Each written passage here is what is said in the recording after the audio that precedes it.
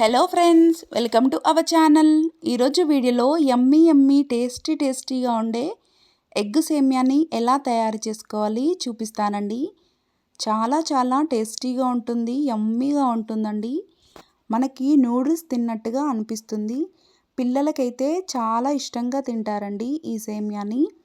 చాలా సింపుల్గా ఉంటుంది, అంతేకాదండి పిల్లలకి స్నాక్స్ లంచ్లోకి చాలా బాగుంటుంది. డబ్బా అయితే ఖాళీ చేసుకొని వస్తారండి. ఈ ఎగ్ సేమియాని ఎలా తయారు చేసుకోవాలి చూపిస్తాను. ఇప్పుడు వీడియోలోకి వెళ్ళిపోదాం. స్టవ్ పైన ఒక ప్యాన్ పెట్టుకొని 1 కప్పు సేమియాని తీసుకొని డ్రై రోస్ట్ చేసుకోవాలండి. మనం లో ఫ్లేమ్లో పెట్టుకొని డ్రై రోస్ట్ చేసుకుంటేనే మనకి సేమియా రుచిగా వస్తుంది. ఇలా కలర్ చేంజ్ అయ్యి చక్కగా రోస్ట్ అయిపోయిన తర్వాత మనం ఏ కప్పుతో అయితే సేమియాని తీసుకుంటామో అదే కప్పుతో ఒక 3 కప్పుల వాటర్ని వేసుకోవాలి. ఇప్పుడు రుచికి సరిపడా కొంచెం సాల్ట్ని వేసుకొని మనం సేమియాని ఉడికించుకోవాలి. ఇప్పుడు మనం మీడియం ఫ్లేమ్లోకి అడ్జస్ట్ చేసుకొని మనం సేమియాని చక్కగా ఉడికించుకోవాలి. ఈ సేమియా ఉడకడానికి మనకి 5 లేదా 6 నిమిషాలు పడుతుందండి. ఈ సేమియాని మనం చక్కగా ఉడికించుకోవాలి. చూడండి, ఒక 6 నిమిషాల తర్వాత నాకు ఈ సేమియా చూడండి చక్కగా ఉడికిపోయింది. ఇప్పుడు ఈ సేమియాని మనం స్ట్రైనర్తో వడకట్టుకోవాలి.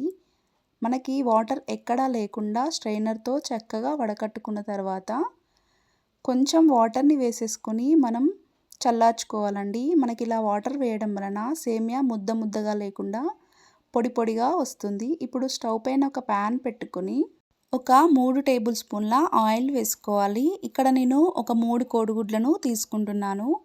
ఇప్పుడు ఈ 3 కోడిగుడ్లను మనం ఫ్రై చేసుకోవాలండి.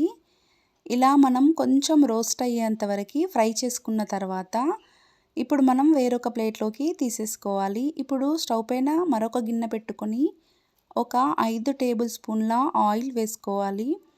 సన్నగా కట్ చేసుకున్న వెల్లిపాయలు వేసుకొని ఒక అర నిమిషం వేపుకోవాలండి. సన్నగా కట్ చేసుకున్న బీన్స్, క్యారెట్ అలాగే క్యాబేజీ చిన్నగా కట్ చేసుకొని వీటిని మనం ఆయిల్లో చక్కగా ఫ్రై చేసుకోవాలి.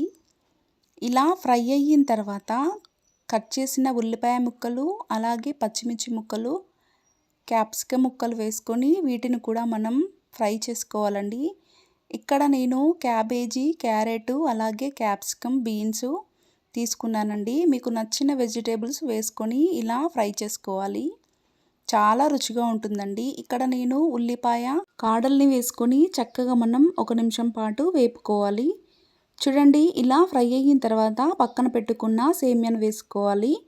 1/2 టేబుల్ స్పూన్ కారము, 1/2 టేబుల్ స్పూన్ మిరియాల పౌడర్ వేసుకొని ఈ కారము, మిరియాల పౌడరు సేమియాకి పట్టేంత వరకు మనం మీడియం ఫ్లేమ్ టు లో ఫ్లేమ్లోకి అడ్జస్ట్ చేసుకొని చక్కగా సేమియాకి పట్టేంత వరకు కలుపుకోవాలండి. ఇలా కలిపిన తర్వాత రుచికి సరిపడా సాల్ట్ అలాగే మనం పక్కన పెట్టుకున్న కోడిగుడ్డు ముక్కలను వేసుకొని మరొకసారి చక్కగా కలుపుకోవాలి. మనకి ఎక్కడైనా చెమ్మగా అనిపిస్తే మనం లో ఫ్లేమ్లో పెట్టుకొని అలాగే మనకి దగ్గర పడేంత వరకు మనం కలుపుతూనే ఉండాలండి. చూడండి, ఇలా చక్కగా కలుపుకున్న తర్వాత కొంచెం కొత్తిమీరని వేసుకొని మరొకసారి చక్కగా కలుపుకోవాలండి. చాలా సింపుల్గా ఉండే ఎగ్ సేమియాని ఒక్కసారి ఇంట్లో ట్రై చేయండి. చాలా రుచిగా ఉంటుందండి. మనం పిల్లలకి ఎగ్ నూడిల్స్ పెట్టనప్పుడు ఇలా సేమియాతో హెల్తీగా ఎగ్ సేమియాని ప్రిపేర్ చేస్తే పిల్లలు కూడా చాలా ఇష్టంగా తింటారండి. అలాగే పిల్లలకి తప్పకుండా ఈ రెసిపీ నచ్చుతుంది. ఒక్కసారి పిల్లలకి ఈ విధంగా ట్రై చేయండి. నా ఛానల్ని ఫస్ట్ టైం విజిట్ చేసినట్టయితే లైక్ చేయండి, షేర్ చేయండి. మరిన్ని రెసిపీస్ కోసం సబ్స్క్రైబ్ చేసుకోండి. Thanks for watching.